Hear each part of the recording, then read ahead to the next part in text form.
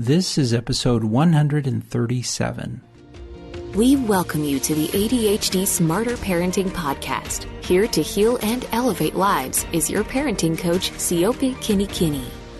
Hello, everybody. Welcome to the ADHD Smarter Parenting Podcast. I'm your host. My name is COP.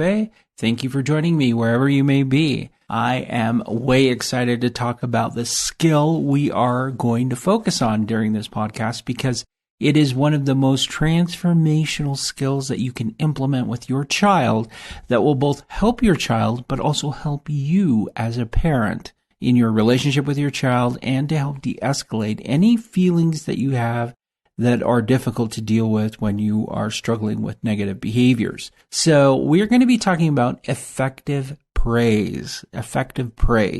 And this skill only has 4 steps to it. One of those steps is optional. So really only 3 steps for you to keep track of. However, these are profound in the way that we implement each of the steps. So during this podcast, you will learn how to use this skill more effectively with your child. And I want you to be able to implement this in your routine, your daily routine starting today for the next 5 days. And you will, I promise you, if you do this consistently and are looking to do this 5 times a day with your child, you're going to find a stronger relationship with your child at the end of 5 days. So this is doing it over the course of 5 days, 5 times a day consistently. You are going to see a meaningful change happen in your relationship with your child. I've seen it happen a million times. It's going to happen with you. If you do this, this is going to happen. So I'm giving it to you on a silver platter because I'm nice that way. And I'm super excited to share this with you because it really is transformational. So there are 3 points that I definitely want to cover during this podcast. The first point is addressing parents who say, I can't find anything to praise about my child. The second thing is I want to go over the skill of effective praise, including the steps. So we're going to go over the 4 steps. And the third thing I want us to go over is how to choose a rationale, so a reason. And that is given in step number 3. Okay, so step number 3, we'll be talking about rationales that you use. So we're going to go over those 3 items, points to focus on during this podcast. I'm going to talk to parents who don't think they can find anything to praise with their child. We're going to talk about the skill and go through the steps. And then I'm going to give you tips that you can use on using effective rationales or reasons so your child will continue with the positive behavior. Now, to get into this, I'm going to share an experience with a family that I'm working with, Kelsey and Tyler. And this was the very first skill that we focused on because they are very positive parents. They are able to see the good in what's happening. However, there is one child that they have out of their 4 that they are struggling with. And this child really pushes their buttons. He's very defiant. He can be very difficult. He talks over. He looks for explanations about everything. He cannot accept instructions without reasons why. And so Kelsey is staying at home with their children and Tyler is off to work. So Kelsey sees it more often than Tyler does. However, I've been meeting with both of them and it's been really amazing to see them interact with each other because just in their interactions through our calls, you can see the love between them and just the, friendship that they have with each other. So Kelsey is seeing the children, they're at home, and she's seeing all of this behavior happening with just the one child. And so we started to focus in on a strength that they had, which was praise. Now, one of the statements that Kelsey said to me during our conversation is something I've heard over and over and over again from many parents who have difficult children. And it's this phrase, I can't find anything to praise. There really isn't anything I can praise. And when I hear this, what I do hear is I'm overwhelmed by the behavior of my child to the point that I am so focused on everything that's negative that's happening that I cannot see anything positive in what's happening. And so we had to take a step back. And in talking to Kelsey and Tyler, we had to evaluate, and this is the parenting piece. Where are you as a parent when you're engaging with a child with difficult behaviors? You have to gauge yourself, because remember, we're focused on responding to a child and not reacting to the child.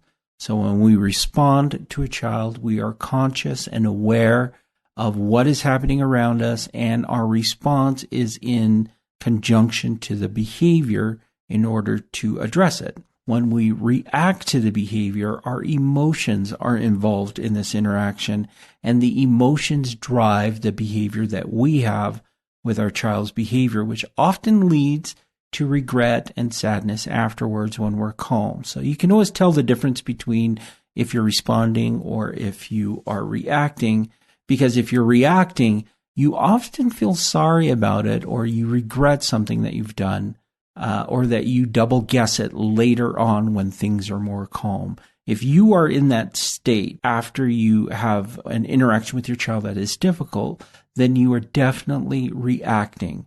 So you need to get in a state where you're responding to the behavior. So we had to talk about that. So I talked about this with Kelsey. I said, Kelsey, you have to evaluate where you are. Where are you emotionally when you're dealing with your child with difficult behaviors? And she said, well, I'm obviously not in a good place. I struggle. It's like, okay, so what are some of the things that you can do in order to prepare yourself to respond to the behavior rather than to react? And so we went through a couple of things where she could calm herself down, take a breath, close her eyes, just, relax, let her shoulders fall, feel that in her body, that calming sensation when you take a deep breath in order to help her. And we started to explore these options. And there was something I said to her that she said was impactful later on. I told her, we all have expectations for our children. We want them to behave very specific ways. We all want our children to behave in very specific ways. But the reality of our child and the reality of the situations that we find ourselves don't always match our expectations. So when our expectations are in line with reality, then we find peace. So let me repeat that. When our expectations are in line with our reality, that is when we will find peace. So if your expectations are not in line with the reality of what's happening with your child, you're always going to be in a state of emotional chaos. You need to understand your child may be in the reality unable to control some of these behaviors. And so your expectations, although they may be high, need to adjust for the reality of what's happening. And if you can do that, you'll find the inner peace you need to move forward. In our discussions, we focused in on what the expectations were for her, what is the reality for her child, and then being able to address it from that point of view. So when she says, I can't find anything to praise, often the expectation is not in line with the reality of what's happening. So let's refocus that. How can we make the expectations match the reality? Because the reality is not going to change. The reality is going to stay consistent until we help it move along and allow it some opportunity to change. It's much more easy for a parent to adjust the expectation to match the reality, and then to find the inner peace to deal with that. And then we can teach to it to change it and to improve it. We need parents who are more in tune with their own emotional responses and their own reactions to what is happening. And we need them to be able to respond to children, not to react to their child. So we did a lot of parent work. It was a lot of inner work, exploring, understanding, discussing, being honest, being able to really take an internal look into how she perceives things, how she expects things to be a certain way, and what the realities are about that. And once we got to a point where she could match her expectations with the reality of the situation, she felt a lot more calm, a lot more at peace. So we addressed that. I can't find anything to praise. Okay. There is always something to praise, even in negative behaviors with a child, if we are paying attention and if we are aware and we're looking to respond to the child, right? So in talking to her, we explored a behavior that was happening where she could praise her child, even though there were negative things happening in his behavior. So we talked about her child struggling with listening to her, always asking questions. And so we talked about that. Okay, questions. Is it the fact that he's asking questions or that the questions are nonstop? And for her, she's like, I just have so much to do. I don't have time to answer all his questions. It's like, okay, so you're not opposed to questions. It's just the amount of questions, the consistency of questions. And so we started to focus in on the reality. The reality is he's a very curious child. He wants to know. He wants to understand. So he's asking questions to understand. And that helped to change her expectations and her ability to understand. So I can't find anything to praise is an excuse for not recognizing that there are still things that your child are doing that are positive, even though we may view it as a negative. So we switched that. And for her, it's to praise him being able to ask questions. So thank you for asking questions. You are asking me very good questions because you want to find out. So we did a shift. We did a shift in being able to do that. Now, we did that in multiple ways. So we did that in him asking a lot of questions, but we also focused in on the idea of if the child is being defiant towards you, anything your child does that is positive in the interaction, whether or not they are looking at you, making eye contact, if they're able to face their body towards you, if they follow your instruction even just a little bit, even though they're still defiant, you should praise those small efforts. Always praise anything your child is doing well, especially when they're defiant, in order to reinforce the idea that you're doing great at even doing a small piece, which is, I appreciate it, and that's wonderful. And that keeps things from spiraling out of control and dipping into super negative behaviors. So if you are saying to yourself, I can't find anything to praise, you need to do some internal work, but you also need to do some work around recognizing opportunities that you can praise, even the small behaviors. There is always something that you can praise. When you are able to do this, your child will be able to do this too. And you will notice that they're going to be able to pick out the positive things even when things look very negative. If you demonstrate this to your child, they will adopt it as a way to process the world around them. It's wonderful. It's actually super wonderful. So in a way, this helps your child reframe the world in a more positive way. It helps you because you are actively reframing the world in a positive, and it helps to de-escalate some of the mood and the discomfort and the discussions that are difficult into a more positive space. Okay, so very, very effective. So really do some work around, I can't find anything to praise. Yeah, there's always something to praise. You can always find something, even a little thing to praise.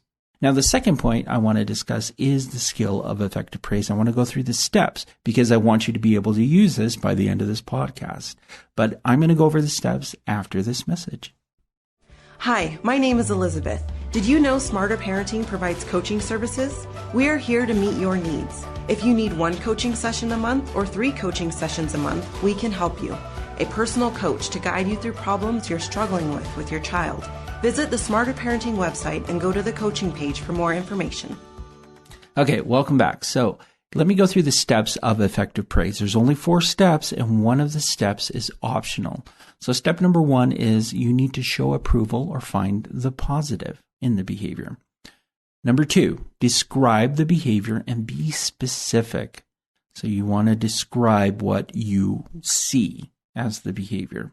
Number 3, give a meaningful reason a meaningful reason that is important to your child of why that behavior is important. And then number 4 is optional, is to give a reward. That's just a cherry on top. You can add it if you want. It's very helpful if you want to reinforce the positive behavior.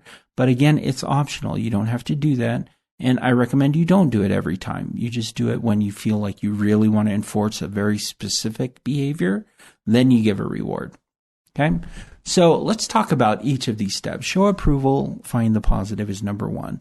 What you want to do is, if your child is doing something positive, you want to show approval. You want to smile. You want to nod your head yes. You want to be able to say, hey, wow, that is great, fantastic, good.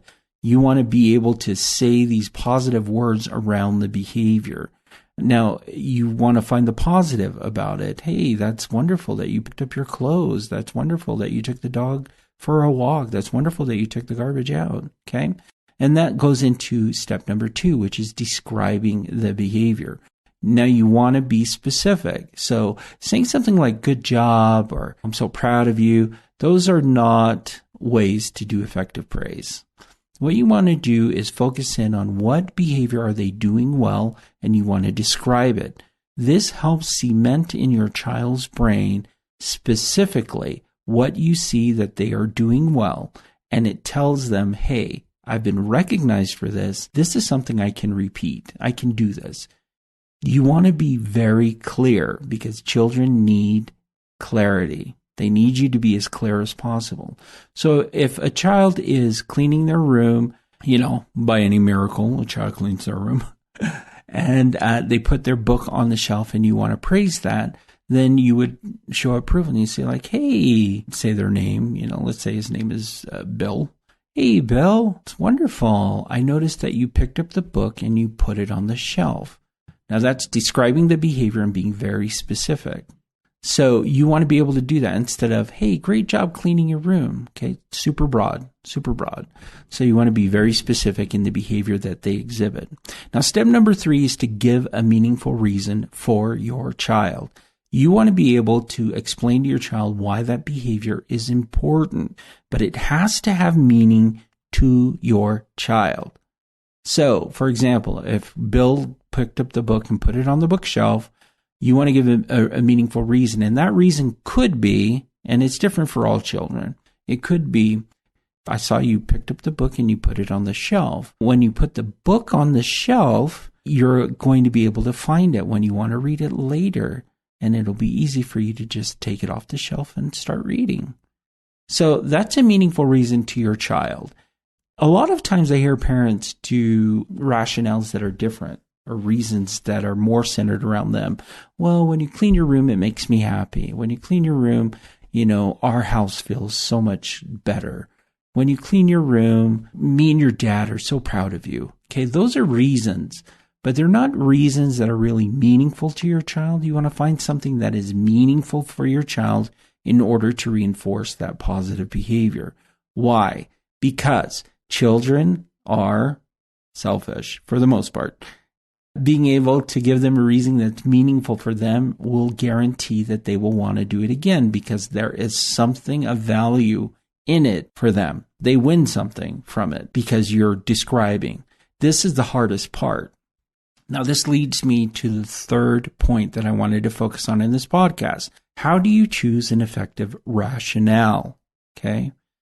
Now, there was a part in talking about the steps where you do give a reward, and that's optional. I'm not going to talk about that. We're just going to talk about rationales. But if you do want to give a reward, you just want to give a reward that matches the behavior. If they do something big, give them a bigger reward. If they do something small, give them a smaller reward. Just saying thank you or saying great job or that's wonderful, you should be so proud of yourself for being able to accomplish that. That is fantastic. So step number 4 is give a reward, but again, that's optional. Let's talk about using an effective rationale or a reason. So this is the hardest part for a lot of parents. They have a hard time figuring out what's important to my child.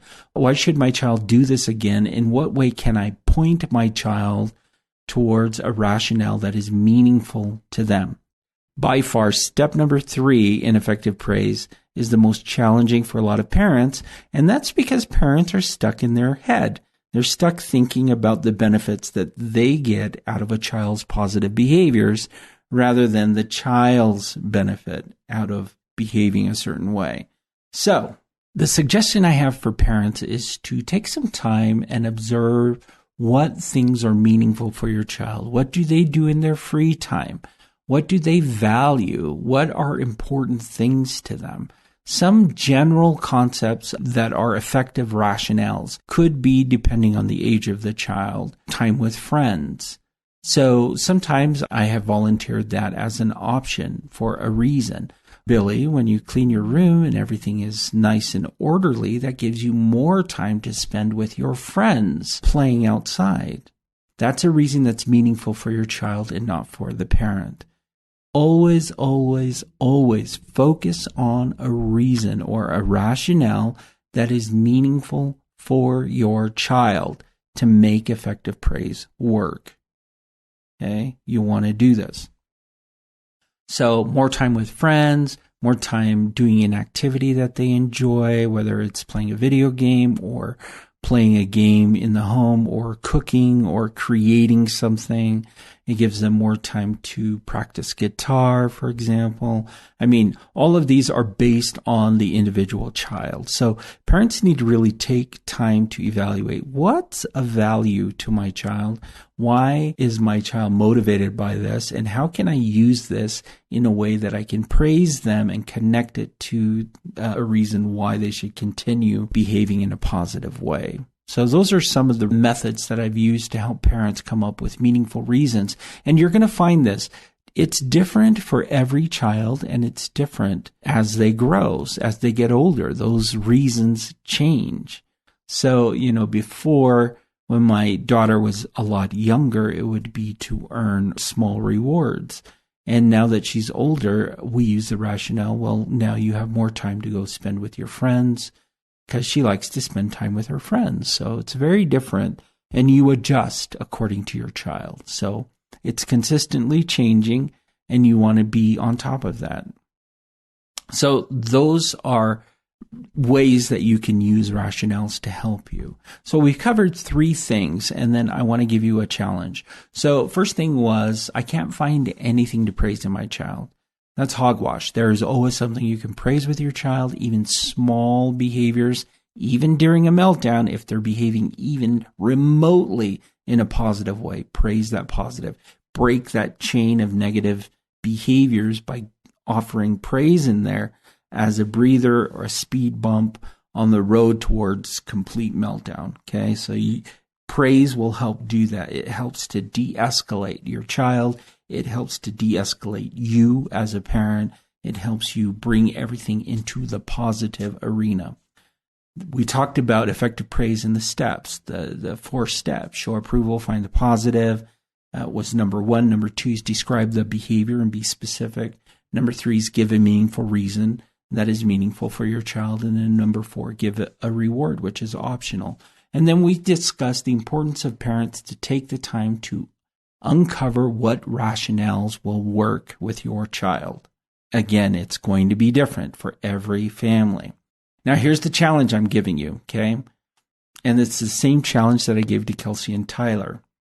I want you to spend some time today writing down at least 5 rationales for your child's positive behaviors. What are 5 things that are meaningful to them that you can link to positive behaviors? Okay, so a lot of internal mental work you have to do to come down with those 5 things. Now, when you come up with those 5 things, you are going to use this skill for the next 5 days, 5 times each day for your children. You're going to praise them. Now, break it up. If your child is gone to school and they come back at 3 or 4, then break it up and say, okay, I'm going to praise them from 4 to 5, 5 to 6, 6 to 7, 1 praise every hour. If they're at home all day, say, I'm going to praise them 9 to 10. I'm going to praise them after lunch, maybe a little before dinner, after dinner, before bed. So 5 times you will be praising your child for positive things that they are doing. And you're going to do this for 5 days. One way for you to keep track of this, the technique is to have 5 marbles in one pocket. Every time you praise your child, you're going to take one of the marbles out and move it to the bucket on the opposite side. That way you can keep track, and you should, by the end of the day, have all 5 marbles from one pocket in the other pocket. That will keep you accountable. Now, when you do this for 5 days, doing it 5 times a day, you will see a noticeable change in your child's engagement with you. You will absolutely see them light up with you and your conversation. You will also start to notice more compliance from them.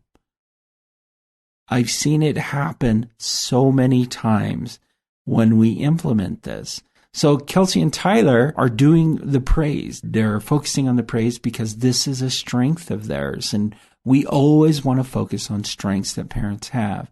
And by being able to do this, they are just increasing the strength of their relationship. So when they ask for things in the future, or they need their child to change a behavior, the child is more apt to do it because they feel loved and connected.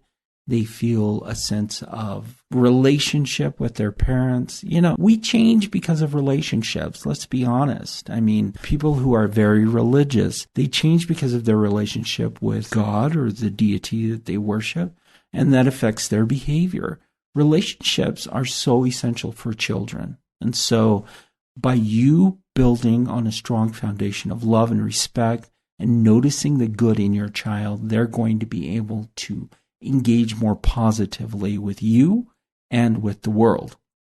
Now, you're going to do this with your child. You're going to see a change. If you are a parent and you are working with another parent who is not on board with you, I want you to do this with them.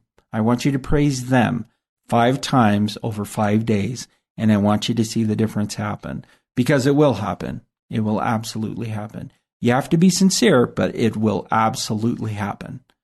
So try it with them. If you are a single parent, I want you to try this with your child, but I also want to challenge you to try this with a friend or with a coworker or with a neighbor. Try it. Praise them. You're going to notice stronger relationships happening. It's fascinating and it's amazing. And again, it sounds so easy. However, it does take some brain work to come up with that meaningful reason for that behavior to continue. And you're going to want to be able to do that. So find ways to use this. Have it become a part of who you are and how you engage with people. And you'll find that you'll be able to build rapport and friendships a lot more quickly. You'll be able to retain relationships and have deeper relationships with other people. It's very, very powerful, effective praise. So I'm excited to hear from you. Send me information on how it turned out for you. It's amazing. The skill is absolutely amazing. That's it for me for this week. Don't forget the challenge. You're going to do this for the next 5 days. Keep track and observe the changes happening in your family. I hope you have a good week, and I'll talk to you again next week. All right, bye.